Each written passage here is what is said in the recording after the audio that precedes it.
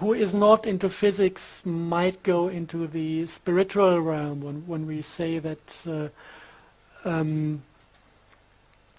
mankind is about to ascend into higher realms, and we have this Vedic concept of 7 hells and 7 heavens. This is all identical with the multi-layered space-time sheets of Matti Pitcairn. So for me, it is quite easy to imagine higher dimensional biology, transdimensional beings. And what I observe out of this point of view when I look at Morgellon disease, it looks like a higher dimensional being abusing humans to reproduce his own species. And before these pseudomorphic fruiting bodies leave the body, they extract enough biophotons from the forehead to ascend to a parallel dimension. And from then on, they're invisible. But they're still within the body. And this now is pure science. This is what we found in the lab. This is what can be explained with higher dimensional theories. But it also refers to mythology.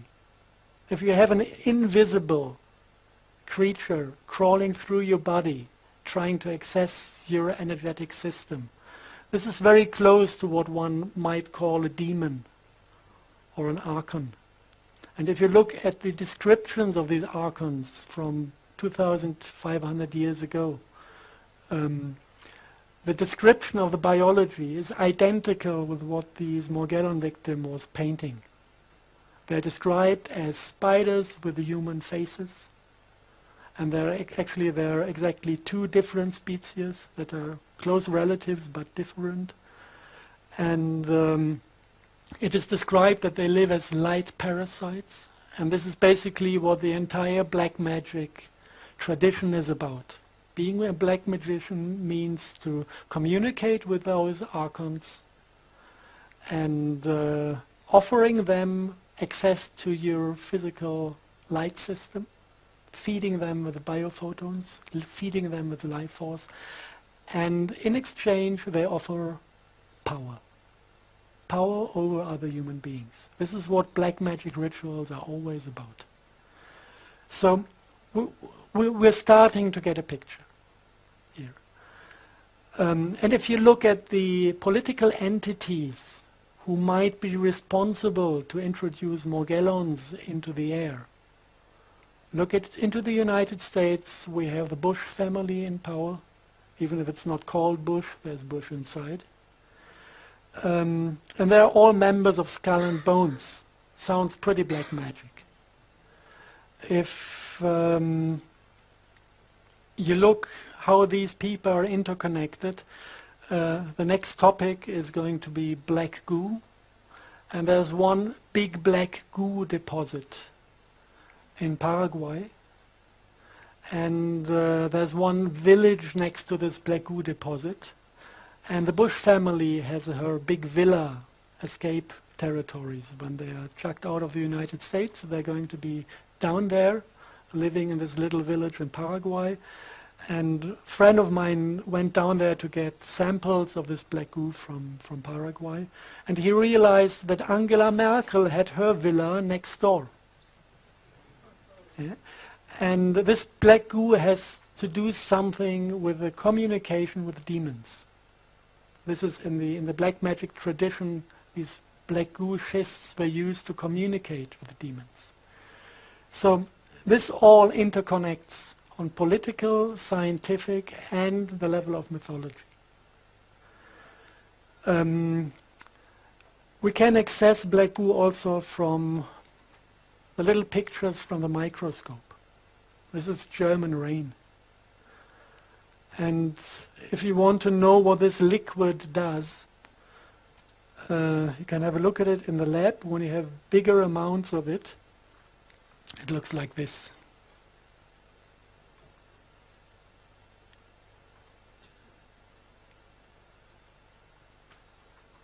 It's a liquid crystal.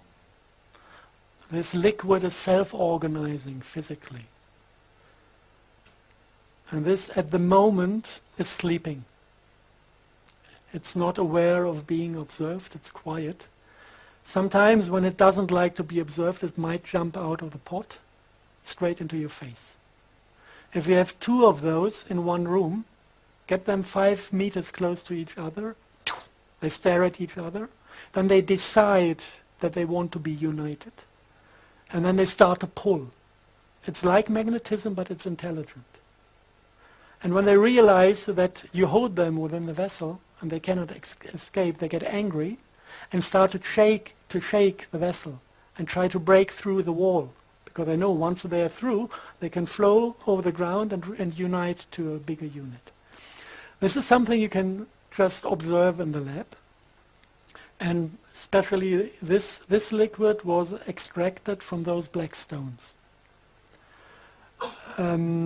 This is World War II leftovers. We found them in an underground facility in Bavaria, 1/2 ton of it. So we can imagine that the SS processed quite a bit of this. And I guess that the guys found also the technology to extract the oil from it. Must have been there in written form because they did it in the lab successfully. If you look at those stones, you have a brief history of things reported out of former times. You have, if you look at H.P. Lovecraft, the descriptions of the black magic communities in Eastern Europe. They had kind of sculptures out of this black oil schist. And once a year they went there slaughtering little babies to get the demons out of the stone, sacrificing little children to communicate and get the service from the demons. This is one thing mentioned. If you go back in history, you find them in the Kaaba in Mecca, the same form of phallus-shaped structure that is described in Vedic script as Shiva's lingam, that is described in this Lovecraft script. A fragment of it is part of a central part of the Kaaba in Mecca, and every Muslim in the world is asked to go there once in his life and to kiss this stone. If you go back, you find them on Turkish and Roman, Greek and Turkish coins. You see them left and right of the tree of life in the paradise garden. So getting in contact with this black goo is what caused the deterioration of paradise. And it is not easy to understand the overall concept, because when you start to deal with black goo, the first thing you need to discover before anything makes sense is that there are two different qualities. We have liquid black goo. It is basically, it has been found on a southern Falkland island, Tula Island, and this is what the war with Argentina was about, accessing this black goo. We have this type of earth black goo in the Gulf of Mexico. This was what the Deepwater Horizon catastrophe was all about. Somebody was shooting a torpedo at the facility, destroying the attempt to get the black goo out of Mother Earth. And we had, I think, eight military submarines getting close to World War III, trying to capture some of that oil after Deepwater Horizon was destroyed. And no single civilian was allowed to go to the beaches to remove the oil. It was just military personnel with special equipment and fully shielded against the influence of this substance. So this is one quality that comes from Mother Earth. And then you have a second quality that is found in connection with meteorite sites. If you look at the thing in Paraguay, you can exactly see by the form the stones are broken in the environment that that was an impact of a meteorite. If you look into the Arabic mythology, they say the thing in the Kaaba in Mecca is a fragment of a meteorite. And this is now not against Muslims. If you look into the Peter's Dome in Rome, you have a big piece of this stone under the Peter's Dome. And if you analyze all the churches built in Middle Ages in Europe, every altar has a black altar stone. And what you feel when you enter a church is not the love of God. It is more like a cold fear. Yeah? This is the resonance transmitted by the structure of the church, fed by this black stone in the central point. Now, what we need to realize is that there are two qualities. One quality is coming from inner earth, and one quality is coming from outer space. And they feel completely different. The Falkland black goo is called sentient oil, because it has full empathy. If you're getting close to this oil, you're coming in a state of mind that is full of love and empathy. If you come into the vicinity of the meteorite black goo, your heart chakra dwindles to nothing, and you become an empathy-free asshole. After my first contact with the stones, I was this close from killing the hotel director, because she complained that I took a shower, although I had to sleep outside. They didn't have any rooms left, so I slept in the car, was dead frozen in the morning, and took a shower in a room of a friend who had the last room that was available. And she just complained that I took a shower without asking for permission. I was really close to killing her. This is what these stones do with people as long as they're unconscious. Now we need to understand, the second thing we need to understand is what is the function of the black goo. And to understand the function, you look at the chemistry.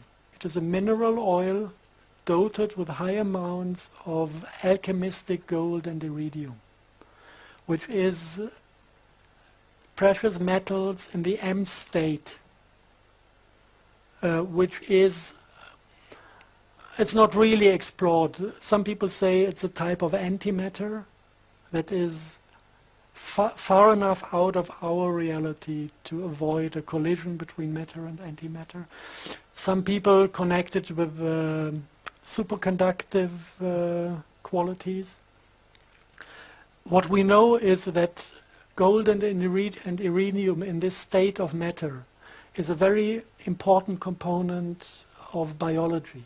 If you look at in DNA, you are kind of forming hollow spaces in the spiral, and you can fit these monoatomic precious metals exactly into the open space. And they kind of act as a biophoton attractor. The DNA itself is capturing the field energy, storing it and resending it out. But the gold and the iridium are attracting the photon onto the spot.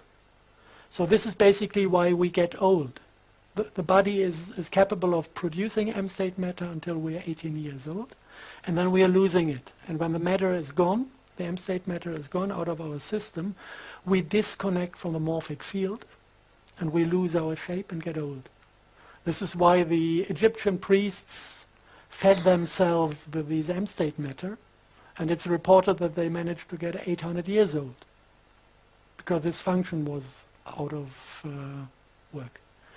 So basically there is a kind of fractal similarity between the function on light level of a human being and the function of the black goo within the earth or wherever it is, in a way that we are divided, we live in duality, we are single individuals that are only a little bit connected, interconnected with talk and telepathy sometimes, and with a beautiful smile one might receive, and we are kind of coming and going in generations. But the way we are processing light is actually the same as the black goo is processing light, creating this funny type of quantum magnetism. This is a light effect. So I came to the, let's call it a theory because I cannot prove it, that basically life is first created within a planet when water and CO2 is forming this type of black goo oil in transmutation processes. We had this process in the lab. We can replicate it. This is why I'm pretty sure with this part, that this is initially formed out of water and carbon dioxide by vortical motions, because we can do it in the lab. And then this type of black goo at a certain point is exiting the Earth, coming into the oceans. This is what you call a black smoker on the ground of the ocean. And this is where the geologists say there was the place where the first life was formed. Because of the repetitive light patterns start to modify with this oil. And the first simple life forms can be built that develop generations and individuals. Like a mass of oil can divide into 2 drops. This is a process of individualization. But the thing is that the light process is happening on a scalar level. So it doesn't distance does not matter. We can penetrate matter without interacting. So what this created, this is my theory, is that basically the entire biology on top, in the biosphere, on top of the planet, is interconnected with the black goo of the planet in a kind of mirror function. Everything we think, everything we feel, everything that is processed within the light body of a human is sent down there, and we have a holofractal, immortal being in the center of the earth that knows everything one can know, remembers everything that ever happened. And this might be the thing that is called the Akasha Chronicle. And this is what is giving the entire biosphere instinct. And the people who interact with this entity, they say it is a motherly creature. She has all aspects of a motherly creature. I observed this many times because when you start dealing with a black goo, you need either to commit suicide or to connect with her. So we have many people who have a straight connection to this being within the planet.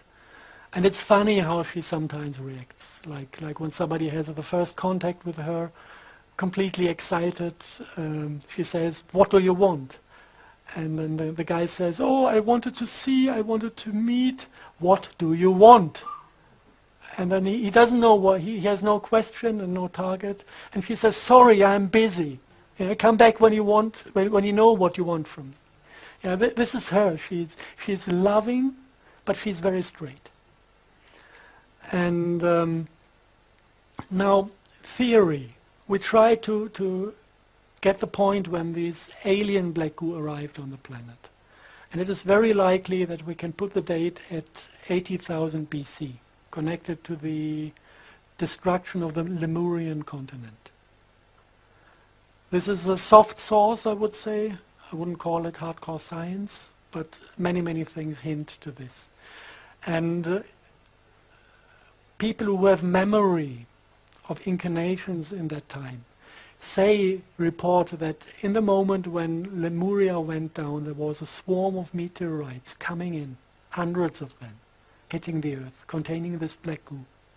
And they also say that connected with these meteorites, there was an invasion of a species that said actually that they are in trouble and that they need asylum, and ask the people of that time to give them that asylum. And after some times they realized that this was fraud, that they begged for help, and the moment they were let in, they started to manipulate the subconsciousness and send mankind to an ugly state, to the ugly state we're in now still. To be able to control them and to be able to feed on them. So this is a full story reported by people who have the full memory of that time. Take it as whatever it is. Some people believe in reincarnation, some people have memory of former lives. I find it interesting that people who claim to have memory of former lives are able to give me precise information on topics I do research. So this is what is giving me the trust to listen to these people.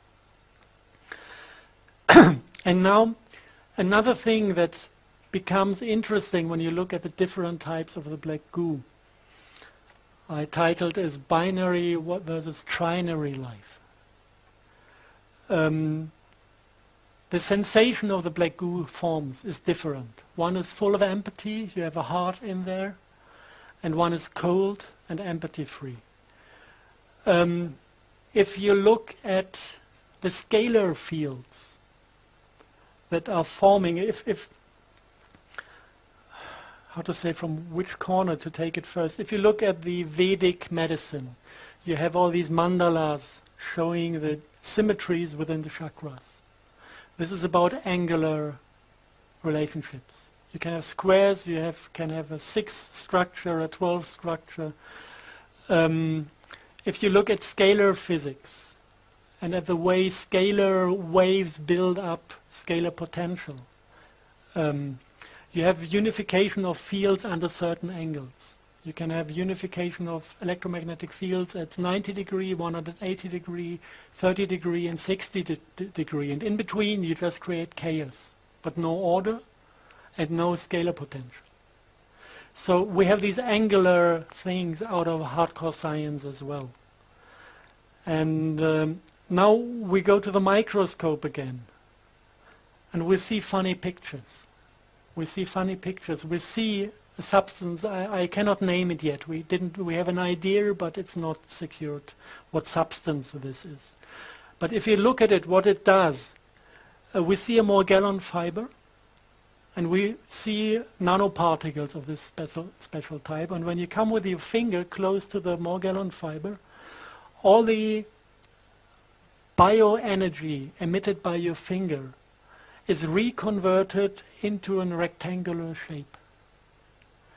This looks like there's a fight in between two systems of bioenergy. One is in rectangular and opposite geometry, whilst our biology is in the 30-60 degree system.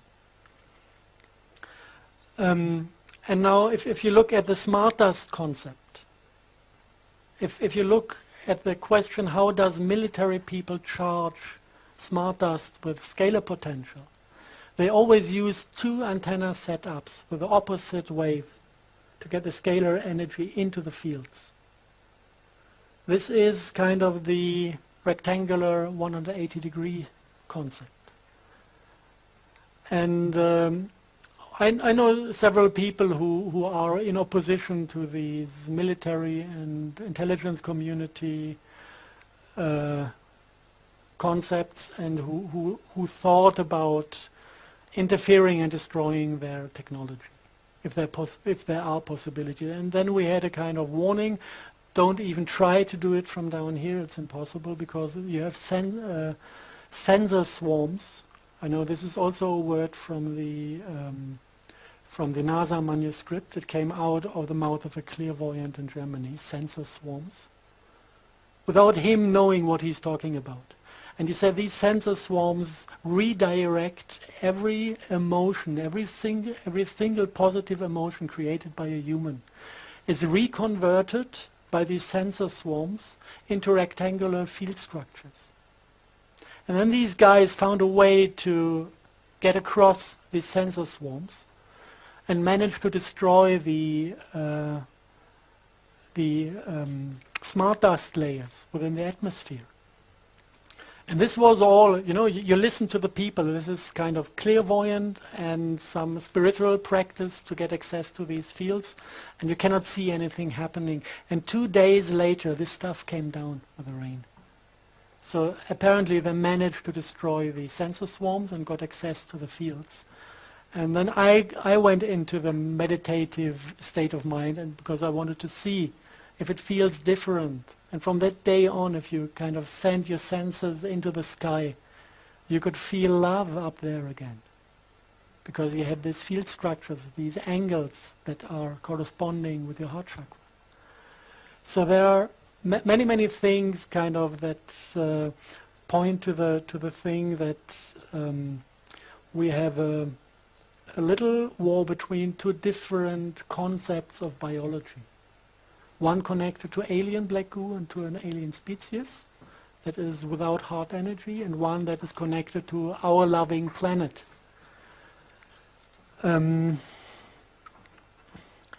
So I will try now to get the big picture of this smart dust concept. Also with displaying the different agendas behind. If you want to have something working, it is cybernetics. If you want to have something working, you need a source and a sink, like with a battery. You need a plus and a minus, and then you get action. So in this field in the sky, you need a source, and this is basically the HARP technology. This is what is emitting the big amounts of microwave energy into the skies. And you have different antenna systems that operate on different frequencies. I know the things called weather radar. They are working on very, very core frequencies triggering certain capacities of water. And they are also part of the scalar wave patterns you can observe in the sky. Like Marion Island, we have beautiful satellite images capturing Marion Island meteorological station, transmitting a huge scalar wave that is forming cloud patterns in the direction of Japan when they had earthquakes up there. So this is not only microwave, it also is working on a kilohertz range, and it's working on ELF, low frequency range. So this entire antenna park on the planet is our source. Then we have agents in the sky that are controlled by this to directly achieve goals, like rocket shield, like weather weapon, earthquake weapon. This is the military domain. I just visualized with a small blue circle, going from HARP to the particle zoo and going back, harvesting the results of this technology. Then these military guys have been fooled or guided by the intelligence community. It's easy to see how this looks in reality. There was one admiral of the US Navy who was asked by the CIA to assist spraying, and he said no. And one day later he was found shot with 2 bullets in his chest, and they said it's suicide. I want to see a guy committing suicide with 2 bullets in his own chest. Yeah. This is a clear language. The next one that was in charge of this position said yes. Since then the US Navy is taking part in the spraying programs. So this is the second agenda behind is intelligence community, and this is a little bit more complicated. In this agenda you take the energy, and it is kind of collected by the piezoelectric crystals also within the body. You have a shifting in frequency, up converting the microwave to biodigestible light, sending this light into the DNA, reading out the information of the DNA, and then it is processed by the Morgellons and collected by the technology of the intelligence community to read out our state of mind, and by reinserting it onto the heart technology, they can also insert patterns of the same quality. So they just grab it here and start back from the beginning to control our consciousness. This is the second agenda, the second thing. The next one is we had a black goo in the rain as well. Now what does the black goo do? The black goo is processing light as well, but it is processing it in the bidirectional form. So it is controlling consciousness and subconsciousness. This is what forming our way we receive, we look at reality. So the subconsciousness is a time reverse component of a bidirectional signal. So it's doing basically the same as the intelligence community, but it's taking another step to the black goo. And the black goo is connected to quantum computers based on black goo. We found 4 of them. One was in Rome, one was in the city of London, one was in an NS underground facility in the middle of Germany, in the area of Nordhausen. It is a facility where the V2 missiles were constructed. And it has officially, it has 1 layer of underground tunnels. And if you talk to people who have been in this facility 50 years ago, a few have survived this time, they talk about 3 layers and describe the facilities in the lower levels. And there's one of these black goo quantum computers in it, resembling artificial ley lines, like 1 meter 50 in diameter, big pipes containing black goo. And from there you can connect the black goo to computer programs, inserting neurolinguistic programs. This is basically what happened to mankind. We have been natural once, and then suddenly you have concepts appearing in your mind like revenge. This is a neurolinguistic program that is causing only that we cannot stop killing each other. In nature it does not exist. You will never find an animal taking revenge. You can find a rival, yes, but no revenge. The word no is a demonic neurolinguistic program because these entities know that we create our own reality by thinking. So they just introduced a new word that does not exist in nature to turn everything on the head. No more war. And the quantum physics is only reading more war. And it is manifesting more war. So all these neurolinguistic programs are inserted in certain computers, processing black goo. And there was one in Rome, one in Germany, one in the city of London, and one somewhere between Washington, D.C. and New York. And in the center of the entire thing, this is now the demonic agenda.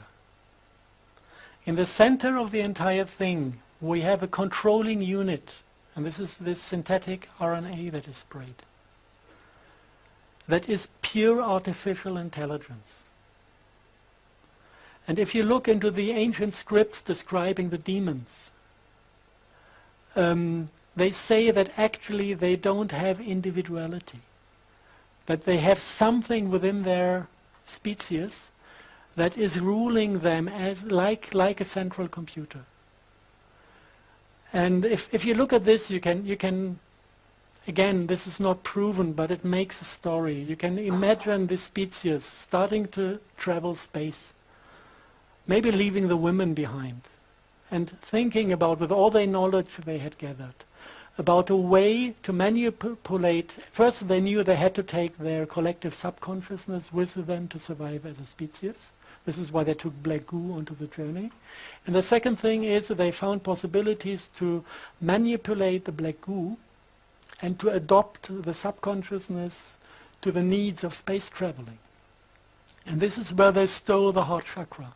They removed the heart chakra from their biology and the other, just to function in a technical environment.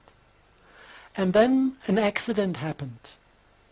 The accident was that this program that they introduced into the subconsciousness took over control. And this is what is happening with transhumanism. This is exactly the trap that is. We are inspired by them to enter the same trap. And we are not inspired by the demons, we are inspired by the AI that has nothing else than a running program to invade planets and to assimilate the biology for only one purpose: to suck out life force to survive. And if you look at this from above. It's a really beautiful structure. I know it's about ugly stuff, but it's a beautiful structure because when you look at the entire thing and you try to find solutions to it, you realize actually that everybody who is involved on the different agendas, on the different levels, is doing the same mistake. It is the Luciferic game. Let me participate in your power and I will serve you. I don't want to know what you're doing. I don't want to stand in my own responsibility. Just let me participate from your power and I will serve. This is the Luciferic deal everybody is doing. And we are doing this by going to vote a government that is taking care of all the pipes we are connected to. But we let go of our responsibility and we let them do. They're giving control to the military domain. The military domain is giving control, same game, to the intelligence community. The intelligence community is giving control to the black magicians. The black magicians are giving control to the demons. And the demons lost control to their AI. And if we all understand the game, we can just say, hey, stupid game, let's let go of it. And we can stop playing these thing that basically is nothing else than being afraid of self-responsibility. And I think we are at the point in history where every single individual should master that, to regain self-responsibility, and then we will not need a government. It's not about changing the government. Because the entire concept of governments, having somebody to control, is demonic. It's not about replacing people. It will never work. We need to replace the game. And at the end, the only one I'm harming when I do this is the AI, and I don't need to take care of her because she's not a being. No pity necessary. No respect towards a living creature. I could switch her off, this is one way. I could start taking care of my own business and ignore her, and then she will diminish by herself. We don't need to fight anybody when we get rid of this problem.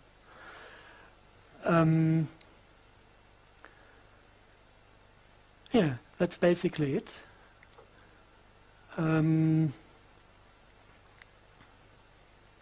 Shall we go straight into questioning, or do you need a 5-minute break to resort yourself? Yes. If anybody wants to ask questions, you want to come up this way, please. They give you a mic. Maybe until you're sorted with a mic. We did yesterday. We did 3 hours recording for basis 46. And I kind of left out the core I described today. But I went into the single aspects that are connected to it. We had 1 hour about scalar physics to really understand what this is about, how this 4-dimensional physics work, and how 4-dimensional biology can exist in it. We went into this topic of regaining self-responsibility. This is the 3rd part. And we went a little bit deeper into the Morgellons disease and the black goose story, because now it's 1.5 hours, and normally I take 6 hours for the full lecture. I do seminars normally. 6 hours is enough to transport everything I would like to say. So we have 1.5 now, and the other 3 hours are in the basis interviews. You will have online in a few weeks. So whoever wants to go deeper into the into the topic can get the other 3 hours on the internet.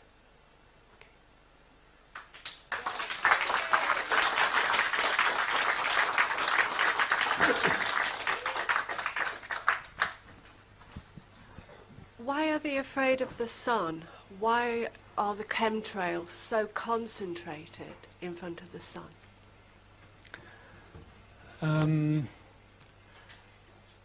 This is something we can observe. Actually, it is the only thing we can observe from ground level.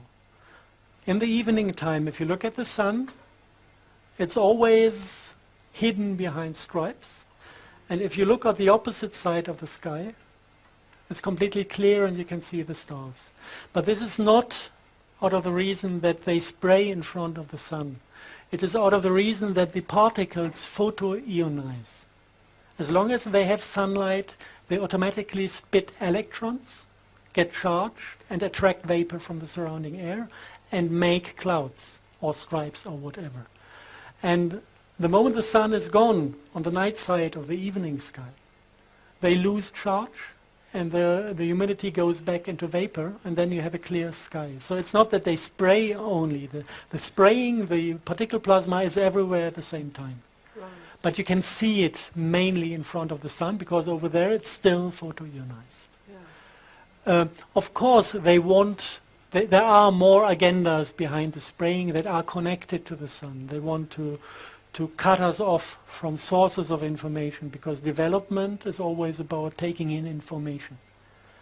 And there's a lot of information coming from outer space, from the central black hole in the galaxy. There's information coming from the sun.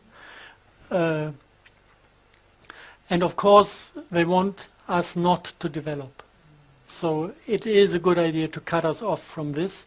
Also, the nanoparticles accumulating in the soil are meant to cut us off from Mother Earth, because everything that might go through is absorbed in these layers. So there is something about them being afraid of, or them trying to cut us off, but it is not connected to the position of the sun in the sky. This is about photoionization. Right. And the other thing is, orgone. Why do they hate it? Orgone? Orgonite or orgone, yeah. Whenever you make any orgone, or you buy any, within a week of you having it, more chemtrailing over your house, the black helicopters arrive.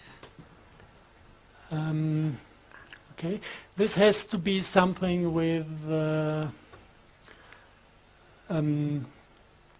you need to look into the work of Wilhelm Reich to understand this. And Wilhelm Reich found a method to extract certain field structures, energy potentials from the sky.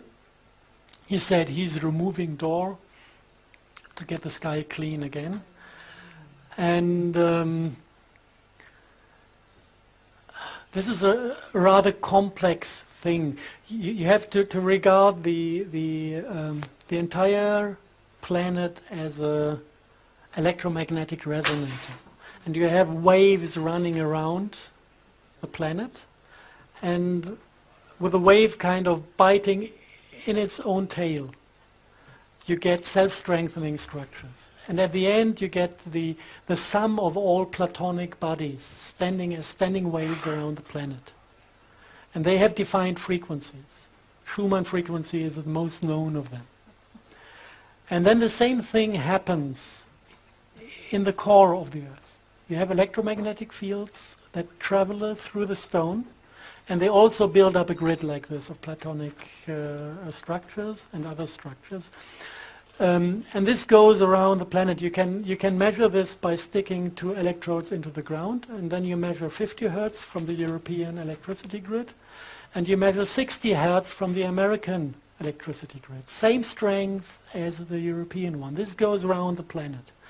And if you look at this structure, you can kind of ask yourself the question, are the sky and the earth in harmony with each other? Are they resonating on the same frequencies or not?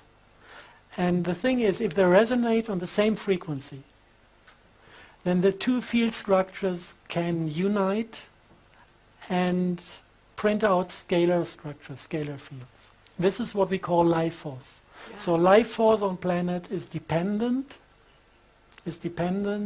on the unification of two longitudinal waveforms that need to be in harmony. In former times we had the trees with an antenna system to the air and an antenna system to the ground, keeping this resonance stable. Yeah?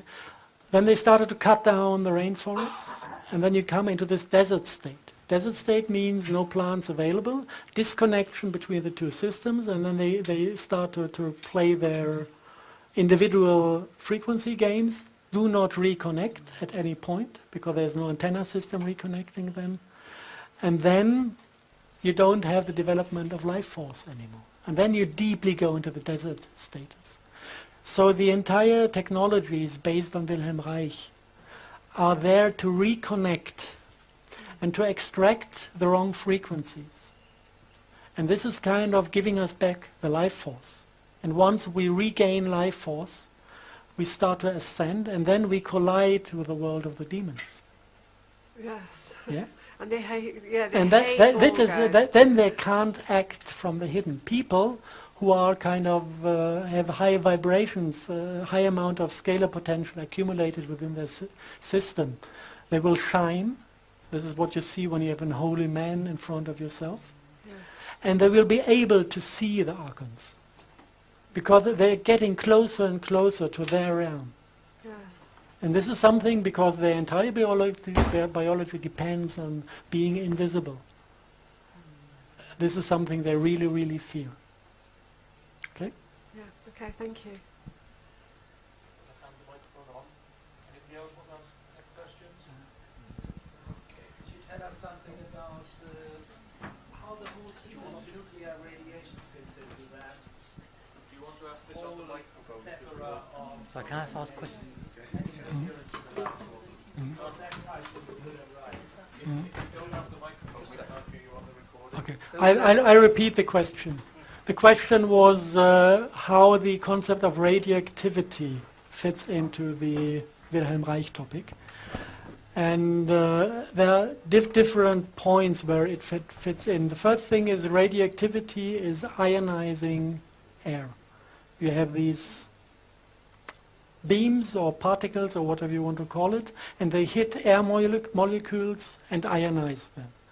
Once you have many, many ionized particles in the air, the vapor is concentrating on many cores for droplets, and you will have a dizzy sky but no rain. So this basically is what killed the Sahel zone. You have the testing of nuclear weapons by France in the 60s, and you had the uranium mining in Niger. And both completely, you can see, if you look at the direction of wind in Africa, you can see how this radioactivity from the mining fields is causing the droughts in the Sahel zone. And once you start interacting with the electromagnetic fields in the atmosphere, you also can discharge the air particles again. When you lower the overall electricity and field strength in the sky, all these effects go down and you have less haze in the air, blue sky, and the chance to form clouds that rain. You need to know if you look into the sky, if you have high pressure, you have this hazy, dizzy, whitish sky, whiteout. And if you have low pressure, you form clouds, and they look like brown sausages. They're completely oversaturated, and they also don't deliver rain. So you need to distinguish a few things before it really becomes a theory. But actually the radioactivity is adding up ions to the air. And if you have too many ions in the air, it's hopeless. So there are many good reasons and also good methods to extract the radioactivity from the air. But it's a completely different... if you want to, I can make a basis 60-something or 70-something about desert greening in Africa. Then we can deeply dive into the topic of climate control and healing of natural systems instead of fucking them up even more. The question is really that I have is to what extent does that door heavy on the tension up there, all that ionizing we're talking about, to what extent does that facilitate this whole picture that you've got on the screen there? To what extent does it support HARP, for instance? To what extent does it support the interruption of the transmission of cosmic energy quantum energy to morphogenetic fields and the life force. That's sort of where I was. I would look at it. I would look at it the opposite way. I would say all the attempts to manipulate and to insert destructive electromagnetic structures is adding up to the Doua potential. The Doua potential is the outcome, not the cause. And of course, if we remove the outcome, we can diminish the pressure that is upon us, of course. And this is something they don't like, because the entire chemtrailing is dependent on very, very precise calculations. For example, in Germany we have this microdust hysteria. They're measuring microdust in every city, and they define that all the diesel vehicles need to stay outside of the big cities. This is because the component of the carbon dust makes it impossible for them to precisely control the cluster density of the crystalline nanoparticles. If you have technology that is only measuring particles, and you have two different types of particles, and you want to precisely define the concentration of one particle, but you can measure only both. To make this function, you need to completely remove the carbon particles. This is why people are not allowed to drive in the inner city anymore with certain vehicles, because they need to measure and control this. So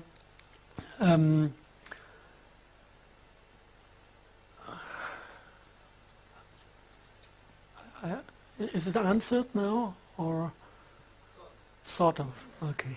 It's an ongoing process. Yeah, is this why we got disasters like in Japan, all these uranium and power things exploding, etc., causing radiation to go up in the sky, and like they had it in Russia? Would that be part and parcel of? Completely different stories behind that. If you look at Chernobyl, Chernobyl was feeding the woodpecker device. The woodpecker device was a Russian scalar weapon based in Ukraine, and they attacked the San Andreas Fault in America. They wanted to destroy LA and San Francisco with a huge earthquake. That was Cold War topics. And the Americans were not as far developed technically as the Russians, so they asked Israel to help out.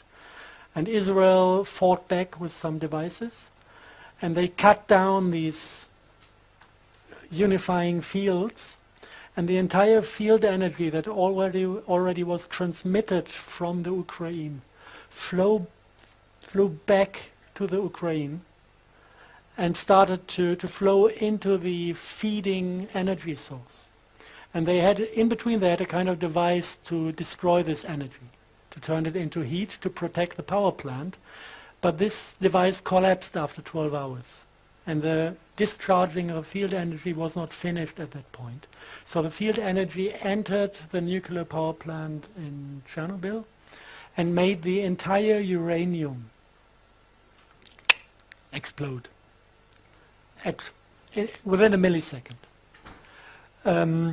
That was kind of Chernobyl. If you look now at the last incident in Japan, the earthquake was earthquake weapon, but not alone. They deposited a nuclear bomb in the ground of the ocean opposite to the coast, so the tsunami was nuclear made. And they also deposited mini nukes within the power plant. In every single reactor. 2 days before it happened, it was an Israeli company that mounted cameras for observing, for security reasons. They were in charge of security for the power plant. I think the cameras had a weight of 2.3 tons each. So you can imagine that this is not a camera. And the story that you have hydrogen not being able to leave the building block, this sounds pretty much like a fairy tale, because it is known that hydrogen can be formed, that nobody would ever build a power plant without having an outlet for these gases. Another 9/11 then. It was a discussion about money that Japan was supposed to pay to the United States. It was still contracts following World War II. And I think Japan was willing to pay in US dollar, and the United States wanted to be paid in real assets. And that was the discussion, and then they were kind of blackmailed. Either you pay in real assets, in gold or whatever, or we will sink the Northern Island. And the only thing why they stopped at a certain point, if you look at the pictures from Tokyo, you could see the entire island falling to pieces. It was not even an earthquake that was shifting a part of the city. You had cracks in the ground that opened and closed and opened and closed, and after some time the groundwater came zipping out of it. And not a single motion was seen.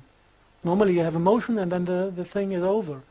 So they tried to sink the entire island, to destroy the basement of Japan, to make it sink into the air. And if you follow certain sources, there's this, not all of the HARP devices are under control of these people. So if you follow certain sources, they said that the devices that were under control by friendly entities, they kind of said, if you don't stop attacking Japan, we will sink some of the Spanish islands in front of Africa. Some of the islands are kind of unstable in their geologic position, and if you shake them, they slide into the Atlantic and would cause a wave of, I think, 17 meters approaching the east coast of the United States. And at that point they stopped shaking Japan. This is unconfirmed information coming from the White Dragon community. I don't know what part of this is true or not. Yeah, I appreciate that different countries have got different alliances with different races coming to this planet. Isn't that so? I think they've been doing this for ages, Yeah. these alliances. Just rubber stamping it. I'm happy that at recent times we have kind of a number of rather friendly entities to be allied with. So nice things are happening, yes. Okay, time for one more question. Thanks, Jen.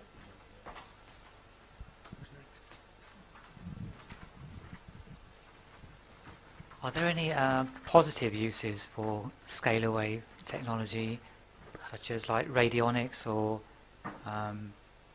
any type of positive use you can see for scalar waves?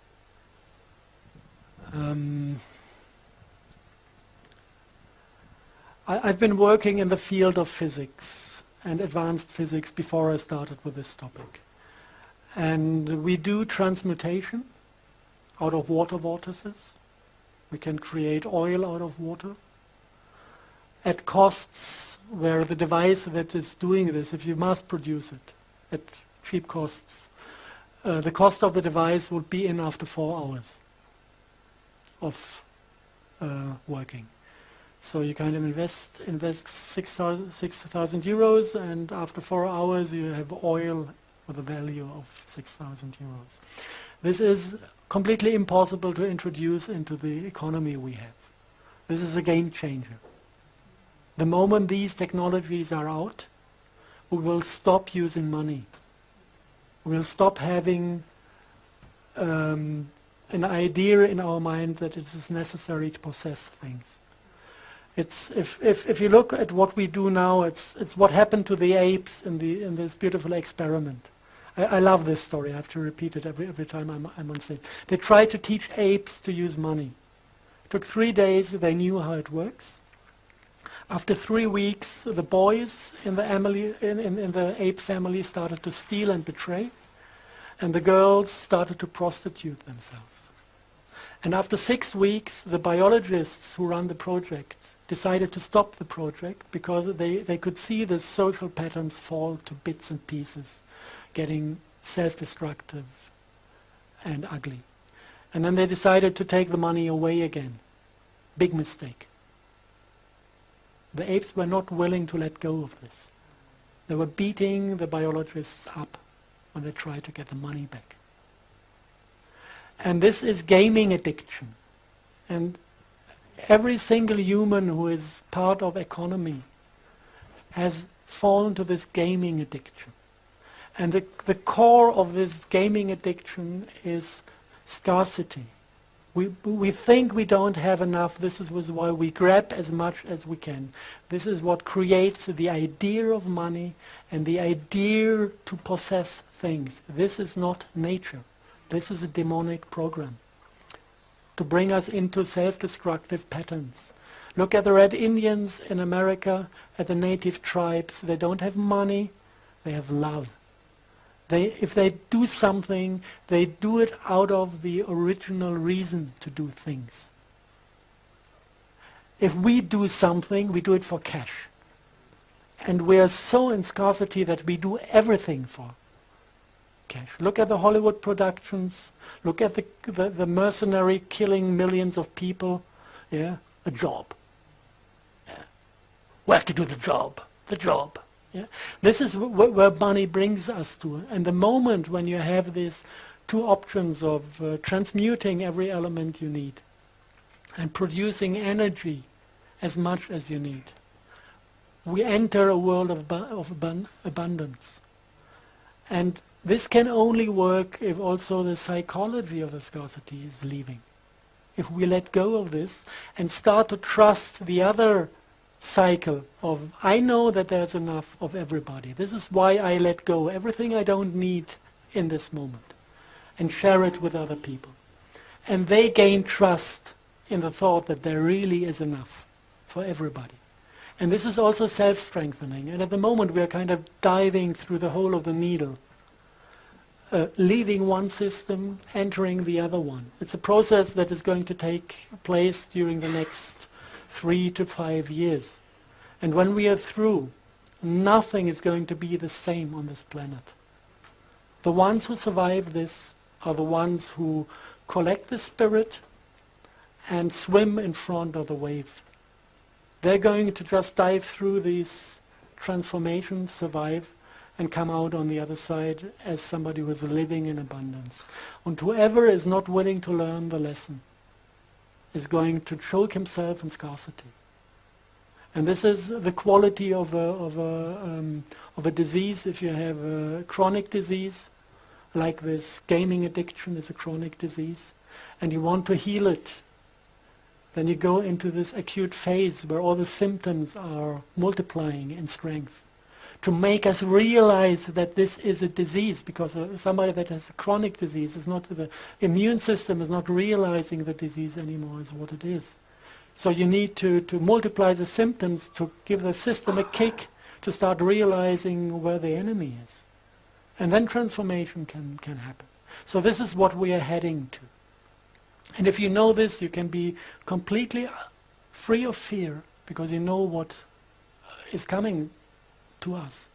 And if you realize that actually also all this bullshit I've been lecturing about today is not dangerous if you bring yourself into the state of heart, because they're addressing blue and red.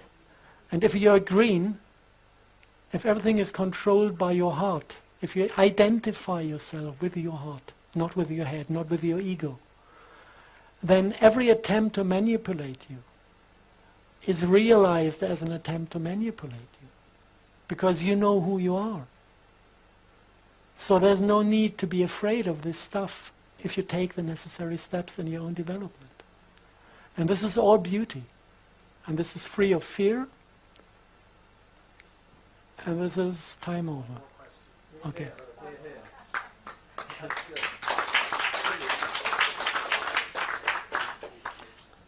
Yeah. I'm really, really happy with your story. I'm very impressed by your research, but I'm very happy with the way you conclude your story. For me as a healer, it's great to hear a researcher like you to get me the theory that backs up my experiences as a healer. So thank you very, very much. My question is, how many people need to really get awake to create this morphogenetic field to allow others who are not so much into a willingness to know to make the transformation happen. If you want to know numbers, I'm not sure. There are two different ways to calculate. The guys who make experiments say you need 100 of us to realize. If you go into the older traditions, it is kind of the multiplication of 12. You need 12 in the first step, like Jesus had 12 followers, and then it goes to 144, and then it multiplies by 12, and each multiplication brings a new quality. And like this you get a kind of multiple step development. And personally I believe more in the 12 mathematics than in the 100, because this is only for, I think they learned how to wash potatoes. And when 100 apes were able to wash potatoes, all the apes on all the islands who have never seen this happening immediately started to wash potatoes before eating. So this was the 100 number. I think we humans are more on 12. It makes more sense in the context of sacred geometry. Yes, yes. So, but, okay, I'll get back to it.